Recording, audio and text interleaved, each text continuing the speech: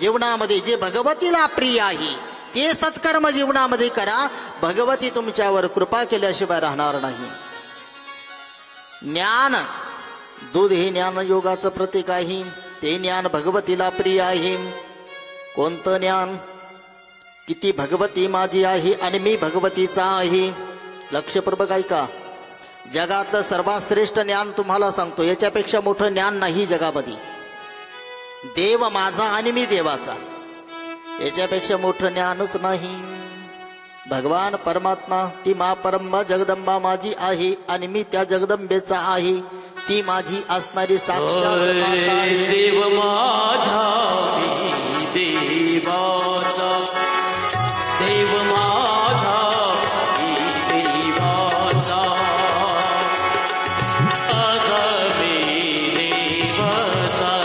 देव माझा आणि मी देवाचा. ध्यानामध्ये घ्या. याच्यापेक्षा मोठं ज्ञान जगामध्ये कोणतंच नाही. आणि हे समजण्यासाठी ग्रंथ कथा श्रवण करायचे आहे. हे समजण्यासाठी वेदाचं पठण आहे. हे समजण्यासाठी शास्त्राचं पठण आहे.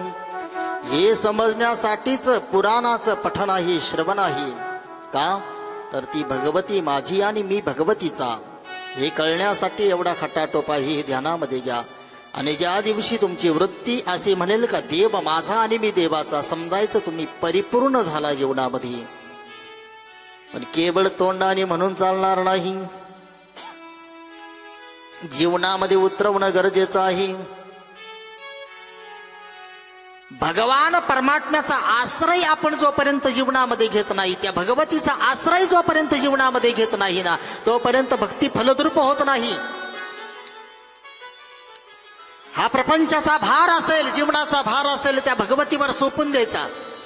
पूर्ण विश्वास टाकायचा. विश्वासो फलदायक. म्हणून तर भगवद्गीतेमध्ये भगवान गोविंद परमात्मा अर्जुनाला सांगत असताना म्हणतात, हे पार्थ, श्रद्धावान लभते ज्ञानम ज्ञानिनस्तत्वदर्शिनः. काय म्हणतात भगवान परमात्मा? अर्जुना, ज्ञानामध्ये श्रद्धा खूप महत्वाची आहे. भक्तीमध्ये श्रद्धा खूप महत्वाची आहे. भक्तीमध्ये भाव खूप महत्वाचा आहे. आणि भाव जर नसेल ना, ती भक्ती फलद्रूप होत नाही. भक्ती प्रेमाविन ज्ञान नको देवा, भक्ती प्रेमाविन ज्ञान नको देवा, भक्ती प्रेमाविन ज्ञान नको देवा, भक्ती प्रेमाविन ज्ञान नको देवा. त्या ज्ञानाला भक्तीची जोड असावी लागते. तेव्हाच जीवनामध्ये ते प्रेम आपल्याला सुख देतं. ज्या ज्ञानामध्ये भक्ती नाही ते ज्ञान काही कामाचं नाही. मी सांगत होतो, भक्तीमध्ये भाव खूप महत्वाचा आहे. मै उंची प्रेम सगाई. दुर्योधनाचा असणारा भगवान परमात्म्याने 56 भोग त्या ठिकाणी त्यागले आणि विदुराच्या घरी गेले. सांगायचं काय की तो परमात्मा भावाचा भुकेला आहे आणि ती जगदंबा ही भावाची भुकेली आहे. हा, भावाने तुम्ही तिला काहीही समर्पित करा, ती घेतल्याशिवाय राहणार नाही. पण भाव पाहिजे बरं का. अंतकरणामध्ये जर प्रेम नसेल ना, अंतकरणामध्ये जर भाव नसेल ना, ती जगदंबा आपलं काही जरी दिलं तरी स्वीकार करणार नाही. भाव जीवनामध्ये खूप महत्वाचा आहे. प्रेम जीवनामध्ये खूप महत्वाचं आहे. आणि म्हणून जे प्रेम आपण प्रपंचामध्ये लावलं ना, तेच प्रेम प्रपंचातलं, संसारातलं प्रेम काढायचं आहे आणि ते प्रेम भगवतीच्या चरणावर समर्पित करायचं आहे.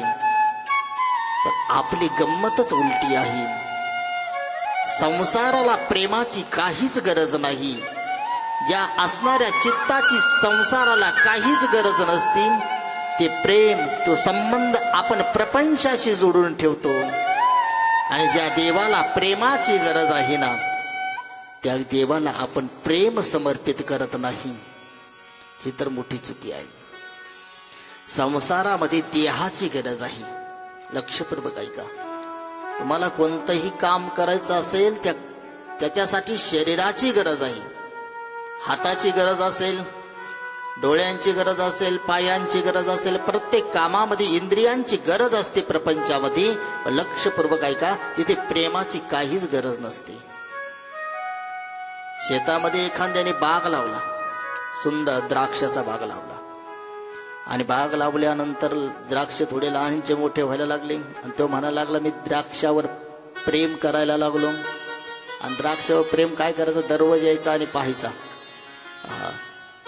दररोज यायचा आणि पाहायचा. पण त्याने काय केलं, कर्म सोडलं. लक्षपूर्वक ऐका, कर्म सोडल्यामुळे काय झालं, झाडं वाळून जायला लागले, सुकून जायला लागले. झाडांवर जे योग्य वेळेला फवारणी केली पाहिजे ती केली जात नव्हती. त्याच्यावर रोग पडायला लागला आणि ते खराब व्हायला लागले. तो लोकाला म्हणायचं माझं प्रेम आहे.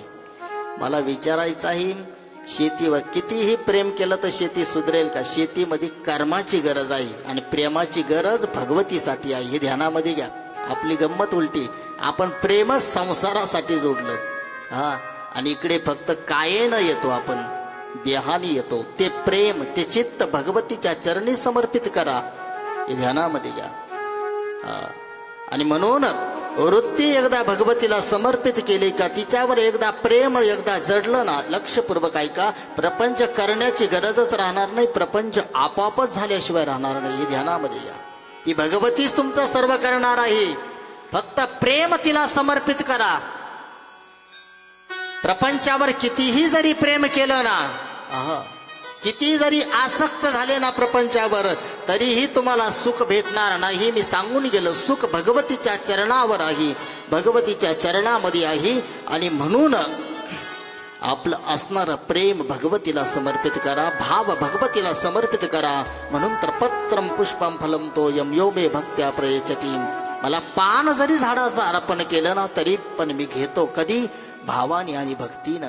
गिरिधर लाल तो भाव का भूका, गिरिधर लाल तो भाव का भूका, गिरिधरी लोली तू भाव का भूका, गिरिधरी लाल तो भाव का भूका.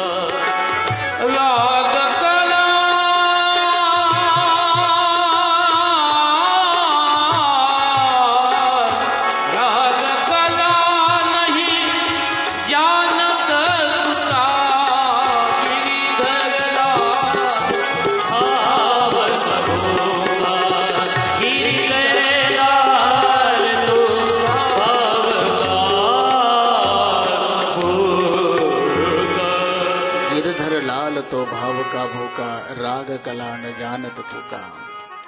काही नाही, भाव समर्पित करा, काही लागत नाही.